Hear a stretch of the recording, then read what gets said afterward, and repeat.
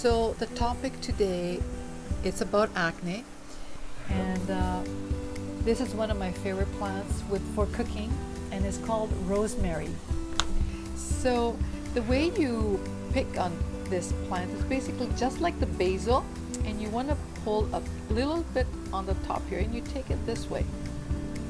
It has a very strong fragrance, and you can put it in chicken, pork, beef, and it has a very specific taste. So some people like it and some people don't. I also like to do it as a tea. So I pick the tops of the plant, so just the tops, and I take maybe 10 or 15 little leaves, and I steep it in boiling water, and I drink the tea. And it is a very, very high antioxidant and antimicrobial, anti-inflammatory. So it is amazing if you can drink this as a tea for acne and as a detox. It lowers your blood sugar, improves your mood and memory. It may support also your brain health. So gorgeous here. It protects your vision and eye. It promotes, this is really good, it promotes digestion, and also it boosts weight loss. The topic today is about acne, and I have many tutorials, and I have the links below so you can review them.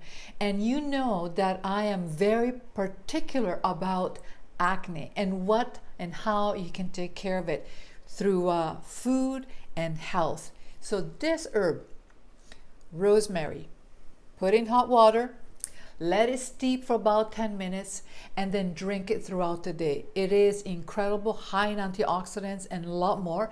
I drink it not because I have acne, but because it keeps my digestive system intact, and also helps me with my sugar level and my weight loss. So I drink this every day. Fake or fact? How to take care of your acne. So let's get started right now. So very quickly, my name is Maria from Aglaia Aesthetics Online, and if you're new on this channel, welcome. Hopefully you will like my content and you decide to subscribe. I usually do tutorials on health and wellness and skincare, and my topic today is about acne. Some facts and fake. Most estheticians and dermatologists, they give you medications or over-the-counter products to either dehydrate or antibacterial products, and which temporarily will help you, but that is temporarily. I prefer to look at you as a full system from head to toe. So some of the products or active ingredients that you will see in products are products such as salicylic acid, which comes from the BHAs, retinoids, and they all have benefits. So retinoids have a tendency from retin A or vitamin A to peel your skin. Salicylic acid is again an acid that goes into your pore to clean out all the gunk. Azelaic acid, benzoyl peroxide, which is very similar to bleach, and what it does is antibacterial. So all these chemicals, antibacterial and peeling, they're very irritating and dehydrating to the skin. Let's look at the root cause of acne. Yes, it's okay to put things on top of the skin, and I am pro for that, but not the only thing to do. You need to look at the skin as an organ of elimination. So as an organ of elimination, it's eliminating toxins from your body. One of the questions that I've been asked a lot is, Maria, what is the difference between AHAs and BHAs? And that is actually a very good question. The BHAs, such as the salicylic acid, it is a product mainly focused for oily or acneic skin because it goes inside the pore or the ostia where the hair follicle is, and it cleans out the gunk. So it is focused more for acne and oily skin. The AHAs, or the lactic acid, the glycolic acid, the malic acid, all the glycolics, are more concentrated for the keratinization, the outside. So it's better for a thicker skin, older skin, because we want to exfoliate the skin. So that is the main difference from AHAs and BHAs. So if you have acne in this area, don't apply all over the place. It's not really necessary. Just apply on the area that you have the problem. Another thing that I like to use is on a spot is to use tea tree oil, but be very careful not to put it directly because it's very dehydrating. So you could mix it with water. So get a drop of tea tree oil and a drop of water, get a Q-tip, mix it, and then apply onto the blemish. That's what I would do for the as a spot treatment. Another thing that I would like to encourage is to get yourself a high frequency. Now, don't get confused with radio frequency, high frequency, and I will have a link below. And with a high frequency, it's an oscillating current, and what it does is that you can apply onto the problem area, and it will dehydrate and kill the bacteria. But again, do not overuse it. Just on the spot area for a couple of seconds, and that is very good as an antibacterial. So is salicylic acid, glycolic acid, AHAs, which is the same as a glycolic acid, high frequency, fake or a fact? Well, if you use it properly, it is a fact. But if you overuse it, even with the high frequency, if you overuse it, then you can cause damage, you can cause burns to the skin. So then it becomes a fake. So please be very careful when you use BHAs and also high frequency. A lot of individuals will use very strong products, stripping products onto the skin because you feel like you are oily and you feel like that you want to really wash your skin, over washing your skin, and that is not good because you, by over stripping your skin with over cleansing, washing in the morning, washing at noontime, washing at nighttime, you're stripping. That will protect your skin from bacteria. Another thing that a lot of individuals will do is to use products that are very high in alcohol, and thinking that, okay, I'm going to use this toner that has a lot of alcohol, and alcohol will kill the bacteria. That is a fake. What it does, it will strip your skin totally, and it will, by stripping, it will take away the acid mantle, making your skin more vulnerable to bacteria. So the less is better.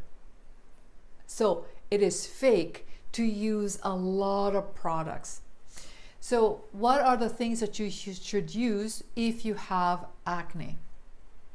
I would say a good mild cleanser, and nothing too rich, so a gel cleanser or just a cleanser that maybe lathers up a little bit, but after you cleanse your skin, that doesn't feel tight. That is the key. So it doesn't feel like, oh my goodness, my skin feels so tight. That's number one. Number two, it's not necessary to use toners. Toners is a little bit of passé. How the toners started? Well, it started many years ago because the cleansers were very soapy. It left like a gunk onto your face. So the toner, especially with high alcohol, it took away that gunk, the film of the soap or the cleanser. So nowadays, if you use a good mild cleanser, the toner is not necessary. However, one of the toners that I do like are mild toners, maybe something with tea tree oil, okay? Or make your own toner by mixing water and apple cider vinegar. And the concentration will vary depending your skin type and also if you have a lot of bacteria. So you could start at 40-60, so 40% apple cider vinegar and 60% water. And if it's too dehydrating, dilute it a little bit more. So you spray your skin, allow it to evaporate, and then apply a mild moisturizer. That's it. That's about it. And once or twice a week, you might want to use the salicylic acid to clear things out. As a spot treatment, you might want to use the tea tree oil by mixing it. Once a week, you could use maybe a clay mask, but keep the clay mask moist, so don't allow it to dehydrate, because if you dehydrate it, then it will irritate your blemishes. However, if you keep the clay mask nice and moist, maybe you can spray with water to keep it moist, the minerals of the clay mask will get absorbed into the skin. And maybe once a day at nighttime before you go to bed, like you wash your skin only at nighttime, once a day, you can use the high frequency very quickly. 2-3 times a week, the hot compresses with baking soda. And be very careful to just get a big bowl of water and put a couple tablespoons of baking soda, not more than that, and then you do compresses. The baking soda, what it does, it brings the blood circulation to the surface, and so the skin gets healed from the inside. And the baking soda on the outside, what it does, it is an antibacterial. It's all good all the way around. Fake or fact about diet, about water intake. Well, if you have been watching my tutorials, you know how important I think it is your diet, your water, the rosemary, like all the things that I mentioned to you, how important that is. So first of all, drink lots of water. Clean water with, you could put a lemon inside of the water, or you can steep rosemary and drink 8 to 10 glasses of water per day. That will clean your system. Take probiotics at nighttime before you go to bed. What else? Oh yes, eat a lot of prebiotic foods. Those are the fermented foods, such as kimchi, sauerkraut, kombucha. Oh, I love kombucha. Also, something that's very good antibacterial and antifungal is cinnamon. So just get yourself a cinnamon stick and chew it throughout the day. That will give you a clean breath, and also it kills all the bacteria and the fungus inside of your system. Eating a lot of green foods. Why? Because it's high in lactic acid, and the lactic acid is so important for the repair of your skin. So everything that is green, eat it. You know, like bok choy, gailan, basil, anything that's green, broccoli. Yes, asparagus, so good for you. So anything that is green, eat lots of it. Anything that is red, such as tomatoes, red peppers, so good. Now, if you have fungal acne, I advise you to kind of cut down the everything that is carb for 6 weeks, 4 to 6 weeks, because the fungus loves carbs. So even good carbs like rice and potato, you need to eliminate it just for a little bit of time. Processed food, that is not good. Another thing that I encourage with all the supplements is vitamin B5, that is good, vitamin D, that is amazing, and NRF2. I know that I mention that all the time. NRF2 is an activator that helps your body to regenerate and to produce antioxidants in your body, and the link is below. Is it fake or fact? Is sanitation. Yes, that is a fact. Sanitation, especially when you have all these blemishes, it is a must. So the first thing that you need to do, and be very careful not to touch your skin, because your hands and your nails, underneath your nails, there's a lot of bacteria, there's a lot of dirt. So the less you touch your skin, the better it is. So that's point number one. That is a fact. Number two is to change your linen, especially your pillowcase. So you don't have to change all your sheets all the time. Maybe once or twice a week is necessary, but your pillowcase, you need to change it every night. Because if you wash your face nice and clean, and you put on your apple cider vinegar, or you did your all the things that you need to do, the tea tree, and now you go onto the pillowcase that was dirty from yesterday or a week ago, then everything that you've done is gone. So change your pillowcase every night. Your face cloth that you use, it needs to be changed every day. Your towels every day. So do change your linen and your towels regularly. Essential oils in the air, and there's certain essential oils like tea tree that will kill the microbes in the air. So that is something that you can think about. Hair.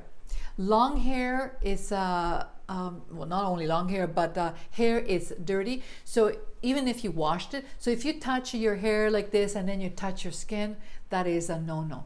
If you have long hair, before you go to bed, please put your hair in a bun, because if your hair touches your skin again, you're going to lose all the benefit that you did all night long with putting the good products on your skin, and now the dirty hair on your face, the dirty pillowcase. Oh no, everything you've done is out of the window.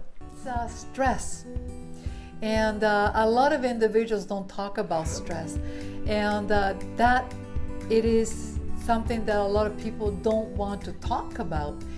So try to relax and meditate and drink your tea and think about you, because stress is not good. Fear is not good. So if you have that fear, stress, things that is happening in your life, you cannot control things that are uncontrollable. So just let it go and be happy. I am so grateful that you're here with me and you spent some time hanging out. And I hope that you decide to subscribe, share this information with friends and your loved ones. And I will talk with you very, very soon. Take care.